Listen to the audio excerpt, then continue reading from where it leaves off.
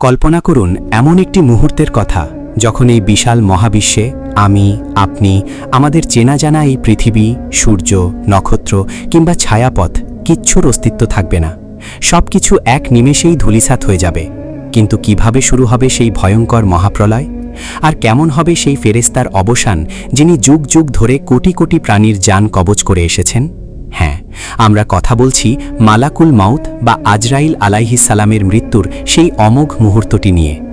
পবিত্র কোরআনের সূরা আল কাসাসের ৮৮ নম্বর আয়াতে মহান আল্লাহ তাআলা স্পষ্ট ঘোষণা করেছেন, আল্লাহর সত্তা ব্যতীত সবকিছুই ধ্বংসশীল, বিধান তারই এবং তারই নিকট তোমরা প্রত্যাবর্তিত হবে।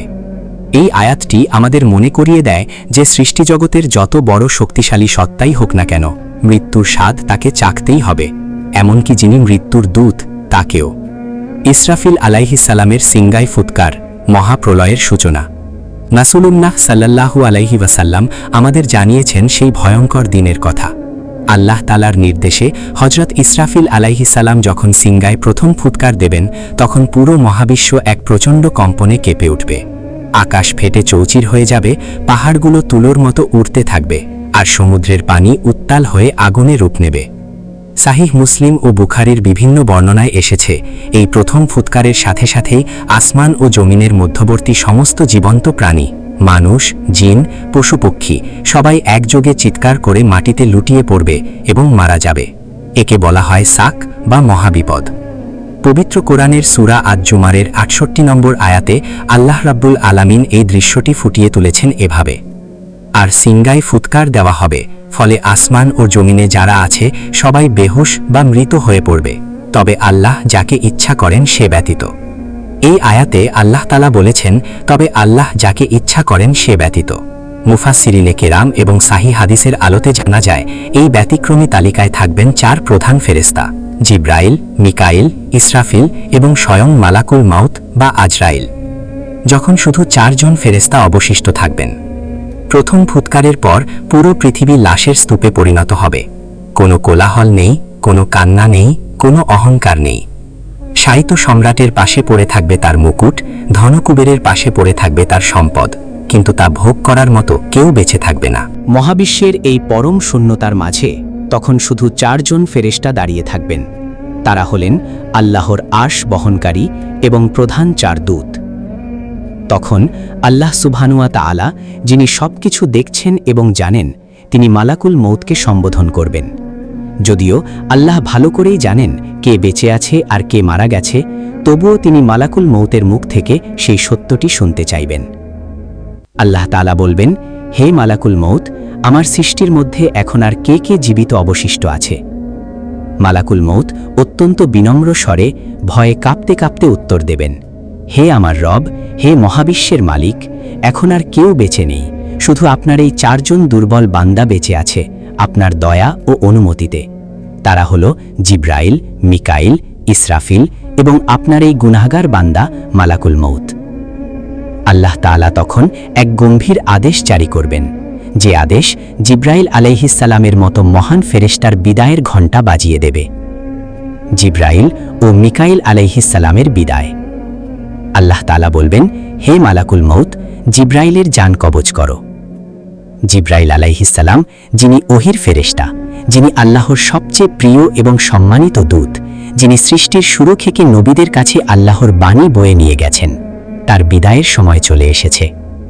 মালাকুল মউত জিব্রাইল আলাইহিস সালামের সামনে গিয়ে দাঁড়াবেন। হাদিসের বিবরণে পাওয়া যায়, জিব্রাইল আলাইহিস সালাম আল্লাহর দরবারে সিজদায় লুটিয়ে পড়বেন এবং আল্লাহর মহত্ব ঘোষণা করতে করতে নিজের প্রাণ বিসর্জন দেবেন। জিব্রাইল আলাইহিস সালামের বিশাল ডানাগুলো, যা একসময় আসমান ঢেকে রাখত, তা নিথর হয়ে থমকে যাবে। এরপর আল্লাহ আবার জিজ্ঞেস করবেন, এখন কে বাকি আছে? মালাকুল মউত বলবেন, হে আল্লাহ, আমি, মিকাইল এবং ইসরাফিল। আল্লাহ বলবেন, মিকাইলের জান কবজ করো।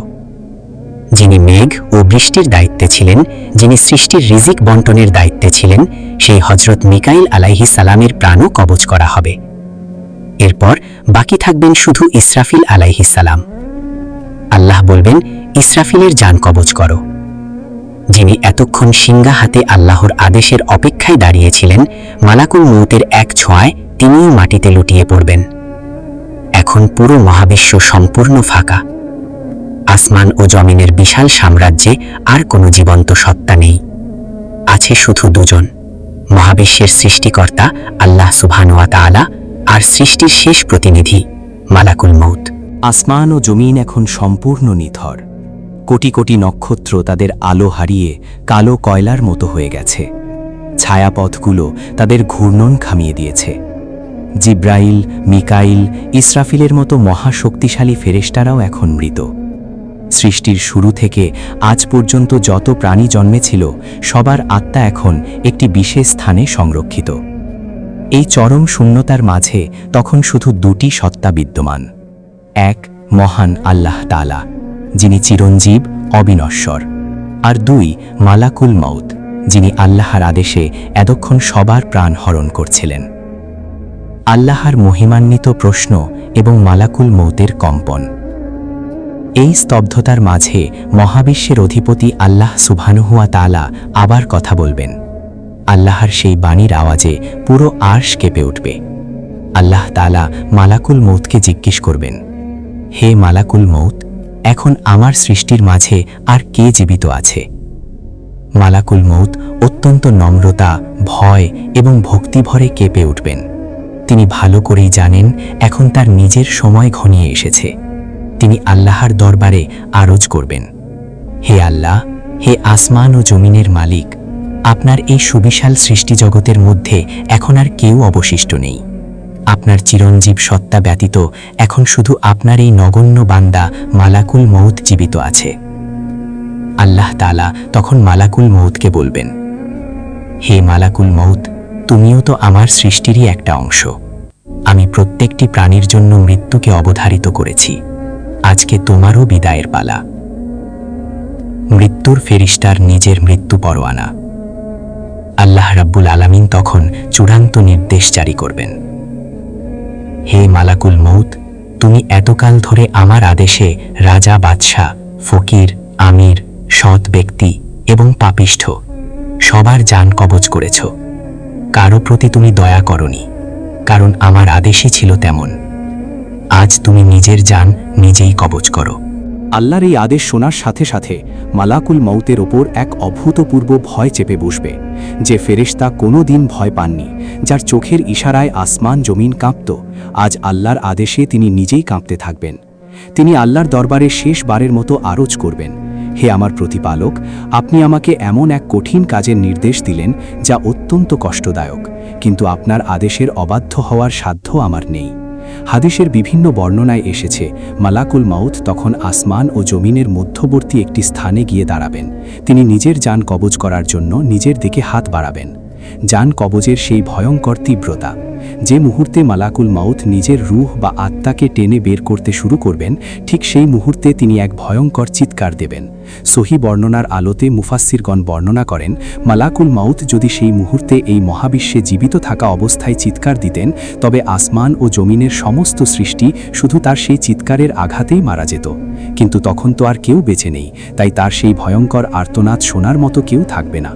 নিজের জান কবজ করার সময় মালাকুল মউত মৃত্যুর সেই তীব্র যন্ত্রণা অনুভব করবেন, যা তিনি কোটি কোটি বছর ধরে কোটি কোটি মানুষকে দিয়েছেন। মৃত্যুর তীব্র কষ্টে ছটফট করতে করতে মালাকুল মউত স্বগোক্তি করবেন, হায় আফসোস, খোদার কসম, আমি যদি জানতাম যে জান কবজ করার কষ্ট এতটা তীব্র, এতটা ভয়ানক এবং এতটা যন্ত্রণাদায়ক, তবে আমি কোনো মুমিন বান্দার জান কবজ করার সময় আরও কত শতগুণ বেশি নরম ও দয়ালু হতাম। ধীরে ধীরে মালাকুল মউতের বিশাল অবয়বটি নিথর হয়ে আসবে। তার চোখ দুটি চিরতরে বন্ধ হয়ে যাবে। যে হাত দিয়ে তিনি সৃষ্টির শেষ মুহূর্ত পর্যন্ত প্রাণ হরণ করেছেন, সেই হাতটি আসমান থেকে নিচে ঝুলে পড়বে। অবশেষে মালাকুল মউত ও মৃত্যুর কোলে ঢলে পড়বেন। মহাবিশ্বের শেষ সৃষ্টিটিরও অবসান হল। আজ রাজত্ব কার? আল্লাহর সেই মহান ঘোষণা। এখন আর কেউ নেই, কোনো ফেরেশতা নেই, কোনো জিন নেই, কোনো মানুষ নেই, এমনকি মৃত্যুর ফেরেশতাও নেই। চারদিকে শুধু এক পরম ও অনন্ত শূন্যতা। তখন মহান আল্লাহ রাব্বুল আলামিন পুরো মহাবিশ্বকে নিজের ডান হাতে গুটিয়ে নেবেন।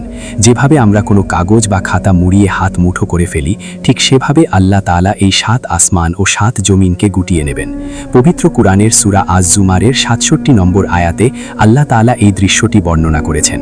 কিয়ামতের দিন গোটা পৃথিবী থাকবে তার হাতের মুঠোয় এবং আসমানসমূহ ভাঁজ করা অবস্থায় থাকবে তার ডান হাতে। এইভাবে পুরো মহাবিশ্বকে মুঠো করার পর আল্লাহ তাআলা এক মহাসত্যের ঘোষণা দেবেন।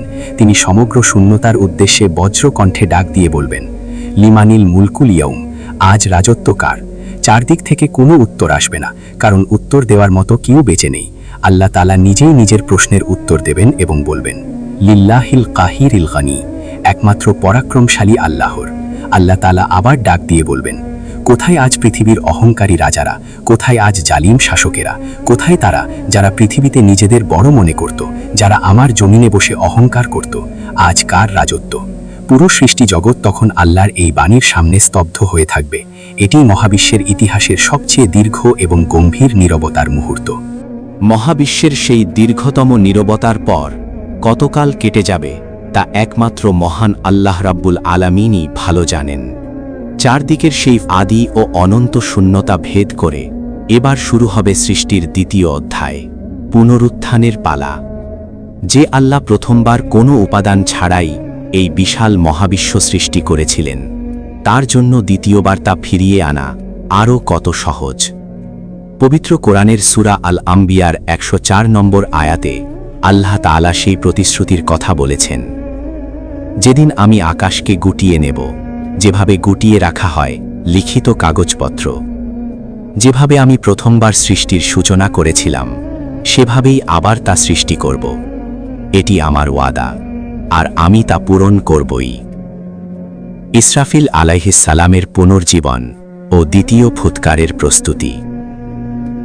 আল্লাহ সুবহানাহু ওয়া তাআলা যখন চাইলেন এই মহাবিশ্বকে আবার জাগ্রত করতে, তখন তিনি সবার আগে যাকে জীবন দান করবেন তিনি হলেন হযরত ইসরাফিল আলাইহিস সালাম। সাহিহ হাদিসের বর্ণনা অনুযায়ী আল্লাহ তাআলা ইসরাফিল আলাইহিস সালামকে পুনরুজ্জীবিত করে তার সেই শিঙ্গাটি আবার তার হাতে বুঝিয়ে দেবেন। ইসরাফিল আলাইহিস সালাম জীবন ফিরে পেয়েই আল্লাহর আরশের খুঁটি ধরে দাঁড়িয়ে যাবেন এবং আল্লাহর পরবর্তী আদেশের জন্য অধীর আগ্রহে অপেক্ষা করতে থাকবেন। আল্লাহ তাআলা তখন আকাশ থেকে এক বিশেষ ধরনের বৃষ্টি বর্ষণ করবেন। এই বৃষ্টি দেখতে হবে মানুষের বীর্যের মতো ঘন। এই পানি যখন মাটির নিচে মিশে যাবে, তখন পচে গলে যাওয়া কোটি কোটি বছরের পুরনো হাড়গোড় আর ধূলি কণাগুলো উদ্ভিদের মতো আবার জোড়া লাগতে শুরু করবে। প্রতিটি মানুষের মেরুদণ্ডের শেষ অংশের একটি ছোট্ট হাড়, আজমুজ নাবাব, যা কখনো মাটিতে পচে না, তা থেকে মানুষের পুরো শরীর আবার নতুন করে তৈরি হয়ে যাবে। সবাই মাটির নিচে অক্ষত দেহে শুয়ে থাকবে, কিন্তু তখনও কারো দেহে প্রাণ থাকবে না। তারা থাকবে এক গভীর ঘুমের মতো অবস্থায়। দ্বিতীয় ফুৎকার, সৃষ্টির জেগে ওঠা। শরীরগুলো তৈরি হয়ে যাওয়ার পর আল্লাহ তাআলা হযরত ইসরাফিল আলাইহিস সালামকে আদেশ করবেন, হে ইসরাফিল, এবার দ্বিতীয়বার শিঙ্গায় ফুৎকার দাও। ইসরাফিল আলাইহিস সালাম আল্লাহর আদেশ পাওয়া মাত্রই তার পুরো শক্তি দিয়ে শিঙ্গায় দ্বিতীয়বার ফুৎকার দেবেন। এই ফুৎকারের আওয়াজ প্রথম ফুৎকারের মতো ধ্বংসাত্মক হবে না, বরং এটি হবে এক জাদুকরী জাগরণের ডাক। পবিত্র কুরআনের সূরা আজ-জুমারের 68 নম্বর আয়াতে আল্লাহ তাআলা এই মুহূর্তটি বর্ণনা করেছেন এভাবে, তারপর আবার শিঙ্গায় ফুৎকার দেওয়া হবে, তৎক্ষণাৎ তারা দাঁড়িয়ে চারদিকে তাকাতে থাকবে। হাদিসের বর্ণনায় এসেছে, শিঙ্গায় ফুৎকার দেওয়ার সাথে সাথেই কোটি কোটি আত্মা যা আল্লাহর কাছে সংরক্ষিত ছিল, তা মৌমাছির ঝাঁকের মতো শিঙ্গার মুখ থেকে বের হয়ে পুরো পৃথিবীতে ছড়িয়ে পড়বে। প্রতিটি আত্মা নিখুঁতভাবে তার নিজস্ব শরীরে গিয়ে প্রবেশ করবে। মুহূর্তের মধ্যে আদম আলাইহিসসালাম থেকে শুরু করে পৃথিবীর শেষ মানুষটি পর্যন্ত সবাই তাদের কবর বা শায়িত স্থান থেকে চোখ ডলতে ডলতে উঠে দাঁড়াবে। হাসরের ময়দানে আগমন এবং 4 প্রধান ফেরেশতার পুনরুত্থান। মানুষ যখন কবর থেকে উঠবে, তখন তাদের মনে হবে তারা মাত্র অল্প কিছুক্ষণ ঘুমিয়েছিল। তারা একে অপরকে জিজ্ঞেস করবে, হায় আফসোস, আমাদের এই ঘুমের স্থান থেকে কে আমাদের জাগিয়ে তুলল। ঠিক এই সময়ে হাসরের ময়দান পরিচালনার জন্য আল্লাহ তাআলা তার প্রধান 4 ফেরেশতা জিব্রাইল, মিকাইল, ইসরাফিল এবং মালাকুল মউত আজরাইলকে আবার তাদের পূর্ণ শক্তি ও অবয়বে পুনরুজ্জীবিত করবেন। যে মালাকুল মউত নিজের জান কবজের সময় মৃত্যুর তীব্র যন্ত্রণা সয়ে নিথর হয়ে গিয়েছিলেন, আল্লাহর এক ইশারায় তিনি আবার জীবিত হয়ে উঠবেন। তবে এবার তার দায়িত্ব জান কবজ করা নয়, এবার তার রূপ হবে ভিন্ন। হাসরের ময়দানে আল্লাহর জালালি বা মহিমান্বিত রূপের সামনে তিনি অত্যন্ত বিনীত ও ভীত হয়ে দাঁড়িয়ে থাকবেন। পবিত্র কুরআনের সূরা আত-তাকবীরের 1 থেকে 3 নম্বর আয়াতে এই হাসরের ময়দানের পরিবেশের এক ভয়ানক চিত্র তুলে ধরা হয়েছে। যেদিন সূর্য তার আলো হারাবে, যেদিন নক্ষত্রসমূহ খসে পড়বে এবং যেদিন পর্বতমালাকে চালিত করা হবে। এই বিশাল বিচার দিবসের ময়দানে যেখানে সূর্য থাকবে মাথার ঠিক ওপরে এবং মানুষ নিজের ঘামের সাগরে হাবুডুবু খাবে, সেখানে কোটি কোটি মানুষের ভিড়ে 4 প্রধান ফেরেশতা আল্লাহর আরশের চারপাশে সারি বেঁধে দাঁড়াবেন। শুরু হতে যাচ্ছে সৃষ্টির ইতিহাসের সবচেয়ে বড় বিচার। হাসরের ময়দান মাইলের পর মাইল বিস্তৃত এক তামাটে জমিন, যেখানে কোনো পাহাড় নেই, কোনো গাছপালা নেই, কোনো আড়াল নেই।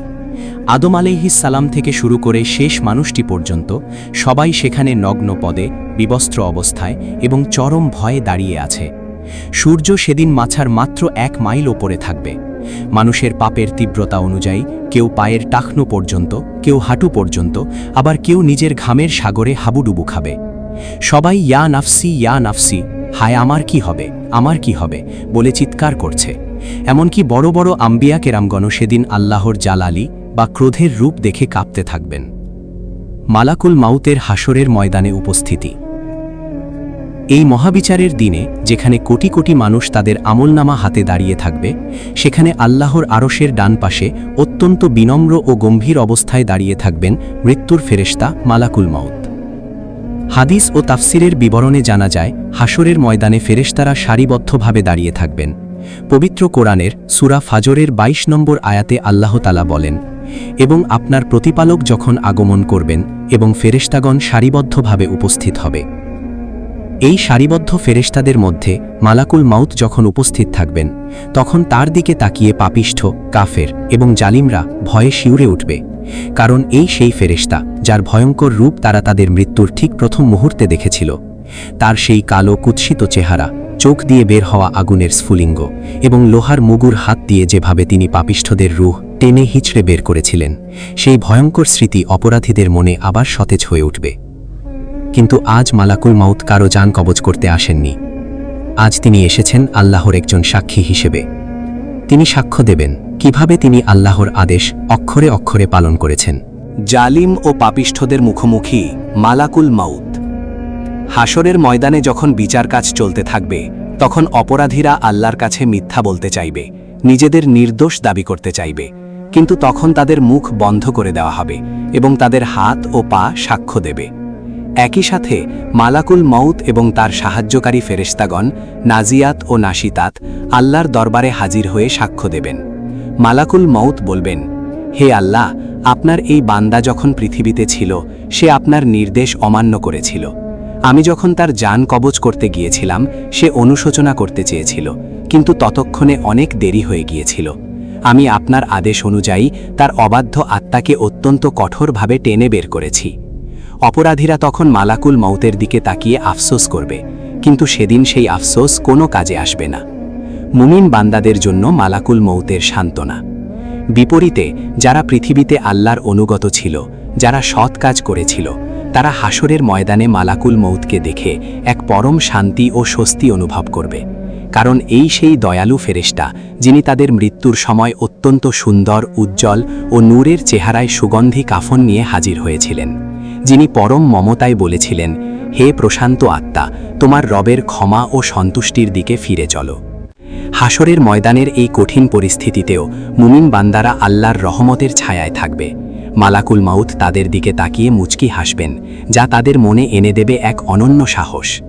যখন জান্নাত ও জাহান্নামের ফয়সালা হয়ে যাবে, হাসরের ময়দানের দীর্ঘ হিসাব নিকাশ শেষে আল্লাহর চূড়ান্ত বিচারে একদল মানুষ চিরস্থায়ী শান্তির নীর জান্নাতে প্রবেশ করবে, আর একদল পাপিষ্ঠ ও কাফের তাদের কর্মের ফলস্বরূপ চিরস্থায়ী শাস্তির জায়গা জাহান্নামে নিক্ষিপ্ত হবে।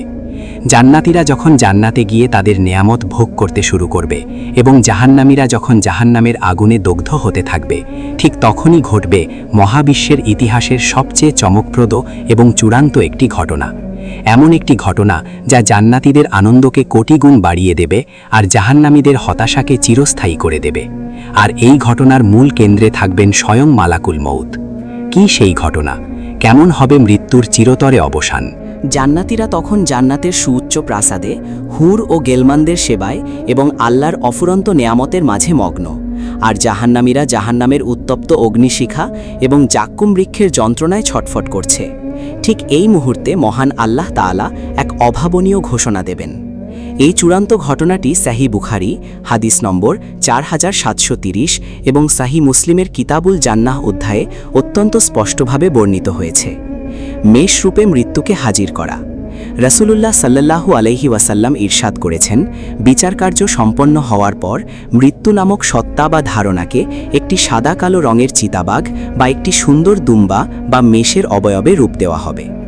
এরপর আল্লাহ তাআলার নির্দেশে মালাকুল মউত এবং অন্যান্য ফেরেশতাগণ সেই দুম্বাটিকে টেনে নিয়ে আসবেন এবং জান্নাত ও জাহান্নামের ঠিক মধ্যবর্তী একটি স্থানে, যা আরাফ নামে পরিচিত, সেখানে দাঁড় করাবেন। তখন আল্লাহর পক্ষ থেকে একজন ঘোষক উচ্চস্বরে ডাক দিয়ে বলবেন, হে জান্নাতবাসীগণ, তোমরা কি একে চিনতে পারছো? আল্লাহর এই ডাক শুনে জান্নাতীরা তাদের প্রাসাদের জানালা দিয়ে ঘাড় উঁচিয়ে নিচের দিকে তাকাবে।